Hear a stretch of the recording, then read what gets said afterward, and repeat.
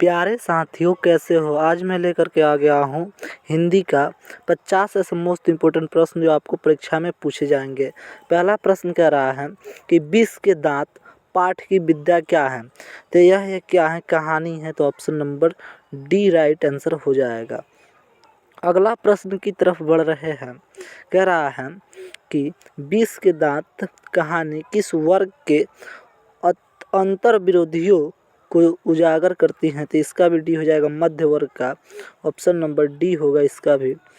अगला प्रश्न कह रहा है कि नलिन बिलोचन शर्मा पटना विश्वविद्यालय में हिंदी विभाग के अध्यक्ष कब बने थे। तो इसका भी क्या होगा, ए होगा इसका। 1959 ईस्वी में आप पढ़े होंगे। ऑप्शन नंबर ए हो जाएगा। ये सब इम्पोर्टेंट प्रश्न हैं, VVI इसको आप लोग टिक मार लेना, यानी कि ये परीक्षा में पूछे जाएंगे। अगला प्रश्न कह रहा है 5 नंबर प्रश्न कि नलिन बिलोचन शर्मा के कहानियाँ में किसका तत्व सामग्री से उभर कर आई। तो इसका ऑप्शन नंबर सी होगा, मनोवैज्ञानिक इसका करेक्ट आंसर होगा। अगला प्रश्न है कि खोखा खोखी किस भाषा का शब्द है। तो ये एक मेरे भाई बंगला भाषा के शब्द हैं। ऑप्शन नंबर ए हो जाएगा। अगला प्रश्न कह रहा है कि सेन साहब की कितनी लड़कियां हैं। तो 5 लड़कियां हैं, ये हम सबको पता है। Option number B right answer हो जाएगा। अगला प्रश्न कह रहा है कि सोफर शब्द का अर्थ क्या है।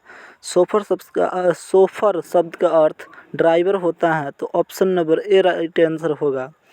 अगला प्रश्न कह रहा है कि मदन अक्सर किसके हाथों से पिटाता था। तो इसका बी होगा, अपने पिता के हाथे मदन हमेशा पिटाता था। अब अगला प्रश्न कह रहा है कि गिरधालाल कौन है। तो गिरधालाल भाई मदन के पिता हैं, उन्हीं का नाम गिरधालाल है, मदन के पिता के नाम। अगला प्रश्न कह रहा है कि खोखा का क्या नाम है। तो खोखा का मेरे भाई, खोखा का कासू नाम है। ऑप्शन नंबर बी, ये आप लोग याद कर लीजिएगा। अगला प्रश्न कह रहा है कि सेन साहब अपने पुत्र खोखा को क्या बनाना चाहते हैं। तो वह बिजनेसमैन इंजीनियर बनाना चाहते थे। Option number C right answer हो जाएगा। अगला प्रश्न कह रहा है कि मदन की उम्र क्या थी। तो मदन की उम्र मेरे भाई 5 से 6 साल की थी। Option number B right answer हो जाएगा। ये सारे इंपॉर्टेंट प्रश्न हैं, इसको VVI आप लोग लगा लेना, है ना। अगला प्रश्न है कि कासू मदन के साथ किस खेल में शामिल होना चाहता था। तो इसका डी हो जाएगा, लट्टू का खेल में। लट्टू का खेल होगा। अगला प्रश्न कह रहा है कि मदन ने कासू के कितने दांत तोड़ डाले थे। तो 1 या 2 या 3 या फिर 4। तो इसका option number B right answer हो जाएगा। 2 दांत तोड़ डाले थे।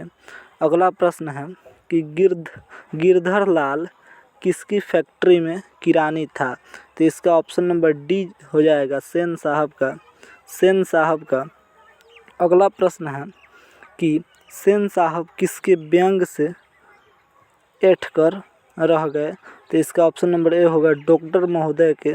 तो option number A right answer होगा। अगला प्रश्न कह रहा है कि मदन किसका पुत्र था। तो मदन मेरे भाई, मदन गिरधर लाल का पुत्र था। तो option number C right answer हो जाएगा। अगला प्रश्न कह रहा है कि सेन साहब के कार की क्या कीमत थी। तो 7,500 रुपये आप लोग जानते होंगे। ऑप्शन नंबर बी होगा। अगला प्रश्न है कि नलिन बिलोचन शर्मा का जन्म कहाँ हुआ। तो दिया गया है बरघाट पटना, गांधी घाट पटना, जयपुर राजस्थान। तो बरघाट पटना आप देखे होंगे, इनका याद किए होंगे। तो option number A right answer होगा। बरघाट पटना में इनका जन्म हुआ था। अगला प्रश्न है नलिन बिलोचन शर्मा के पिता का क्या नाम था। तो ऑप्शन नंबर बी होगा, पंडित रामावतार शर्मा। तो option number B right answer हो जाएगा। अगला प्रश्न कह रहा है कि नलिन बिलोचन शर्मा के माता जी का क्या नाम था। तो इसका ऑप्शन नंबर सी होगा, रत्नावती शर्मा। अगला प्रश्न कह रहा है दृष्टिकोण किसकी रचना है। तो इसको लिखने वाले नलिन बिलोचन शर्मा जी हैं। Option number D right answer हो जाएगा। अगला प्रश्न कह रहा है कि लड़कियां क्या हैं? कठपुतलियां हैं। किसे इस बात पर गर्व है? तो ऑप्शन नंबर ए माता पिता का गर्व है। तो ऑप्शन नंबर ए इसका राइट आंसर होगा। अगला प्रश्न कह रहा है कि मोटर कार को किससे खतरा हो सकता है? तो इसका डी होगा खोखा से, यानी खोखा ही मोटर कार को तोड़ता है। अगला प्रश्न है कि सेन साहब की आंखों का तारा खोखा है, आप लोग जानते होंगे। ऑप्शन नंबर बी होगा राइट आंसर। अगला प्रश्न कह रहा है कि खोखा के दांत किसने तोड़ा? तो खोखा के दांत किसने तोड़ा? तो मदन ने तोड़ा था। ऑप्शन नंबर ए होगा। अगला प्रश्न कह रहा है कि सीमा, रजनी, आलो शेफाली और आरती पांचों किसकी बहन थी? तो कासू की बहन थी, जिसको खोखा कहते हैं। तो option number B right answer होगा। अगला प्रश्न है कि मैं तो खोखा को इंजीनियर बनाने जा रहा हूँ, यह कथन किसका है? तो सेन साहब का है। तो यह कथन सेन साहब का है। ऑप्शन नंबर ए इसको लगा लेना, ऑप्शन नंबर ए लगा लेना। अगला प्रश्न है कि मदन के लिए क्या खाना मामूली बात थी? तो ऑप्शन नंबर डी मार खाना मामूली बात थी मदन के लिए। अगला प्रश्न है कि नलिन बिलोचन शर्मा की मृत्यु कब हुई? तो नलिन बिलोचन शर्मा की मृत्यु 12 सितंबर 1961 ईस्वी में हुई थी। ऑप्शन नंबर सी हो जाएगा। अगला प्रश्न है कि मदन किसका पुत्र था? तो मदन गिरधर का पुत्र था। तो option number B right answer होगा। अगला प्रश्न है कि नलिन बिलोचन शर्मा का जन्म कहाँ हुआ? तो 18 फरवरी कब हुआ? तो 18 फरवरी 1916 ईस्वी में हुआ था। Option number C right answer होगा। 20 के दांत क्या हैं? तो 20 के दांत एक कहानी है। Option number B right answer होगा। अगला प्रश्न है कि 20 के दांत कहानी का प्रमुख पात्र कौन है? तो 20 के दांत का प्रमुख पात्र मदन है। मदन हो जाएगा इसका करेक्ट आंसर। 20 के दांत का कहानी का प्रमुख पात्र मदन ही होगा, क्योंकि मदन से ही कहानी शुरुआत हुई है। अगला प्रश्न है कि 20 के दांत कहानी शीर्षक के नायक कौन है? मदन है या कासू है या गिरधर लाल है या खोखा है? तो इसका प्रमुख पात्र भी और शीर्षक के नायक भी मदन ही होगा, क्योंकि मदन इसमें मेन कैरेक्टर है, यानी किरदार है। तो आप लोग मदन को ही टिक करना, कंफ्यूज मत होना इसमें। अगला प्रश्न है कि कासू और मदन के बीच झगड़े का क्या कारण था? तो लट्टू खेल के। ऑप्शन नंबर ए होगा। अगला प्रश्न क्या रहा है?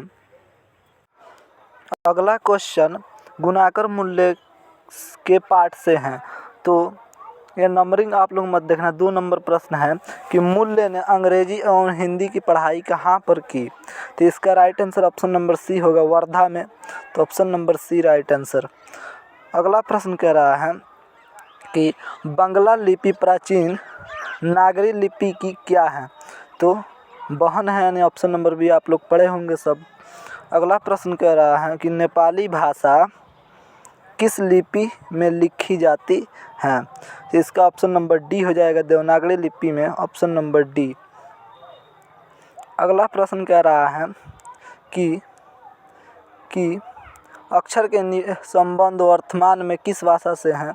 तो ये अक्षर का संबंध ऑप्शन नंबर बी यानी मराठी भाषा से है। ऑप्शन नंबर बी हो जाएगा। अगला प्रश्न है कि मराठी भाषा की लिपि कौन सी है? तो मराठी भाषा की लिपि मेरे भाई ऑप्शन नंबर सी देवनागरी है। ऑप्शन नंबर सी होगा। अगला प्रश्न है कि अमोघ वर्ष कौन था? तो ऑप्शन नंबर बी पर्थयाक राष्ट्रकूट राजा था। तो option number B right answer होगा। अगला प्रश्न कह रहा है कि सिद्धम क्या है? तो सिद्धम एक मेरे भाई एक प्रकार की लिपि है। तो option number D right answer होगा। अगला प्रश्न कह रहा है कि किसे देवनागरी की संज्ञा की दी जाती हैं? किसे देवनागरी की संज्ञा दी जाती है? तो ऑप्शन नंबर बी होगा, काशी की। तो option number B right answer होगा। अगला प्रश्न कह रहा है कि गुणाकर मूल्य ने मीडियम स्तर की पढ़ाई किस भाषा में की? तो मीडियम स्तर की पढ़ाई ऑप्शन नंबर यानी मराठी भाषा में की थी। तो option number A right answer होगा। अगला प्रश्न कह रहा है कि मामला में नागर लिपि का इस्तेमाल होता है, ऐसे किसने कहा? Option number A. तो इसका भी correct answer option number A हो जाएगा, अल-बेरूनी हो जाएगा। Option number A right answer होगा। अगला प्रश्न कह रहा है कि बेतना कहाँ है? तो बेतना मेरे भाई ऑप्शन नंबर ए इंदौर के पास है। यह एक जगह का नाम है बेतना। अगला प्रश्न कह रहा है कि हिंदी लिखी जाती है। तो हिंदी मेरे भाई देवनागरी लिपि, ये सब किसी को पता है। चलिए यहीं तक हमारा प्रश्न था, यहीं एंड हो गया। कैसा लगा क्लास आप लोग बताइएगा एक बार, कैसा लगा क्लास। और जाते जाते आप लोगों से एक बात कहनी है कि इस वीडियो को लाइक कर दीजिए और चैनल को सब्सक्राइब कर दीजिए और बेल आइकन दबा करके ऑल कर लीजिए कि हमारी जो भी वीडियो इम्पोर्टेंट क्लास होगी वो सबसे पहले आप लोगों के पास होगी। तो मिलते हैं फिर अगले वीडियो में, तब तक के लिए धन्यवाद।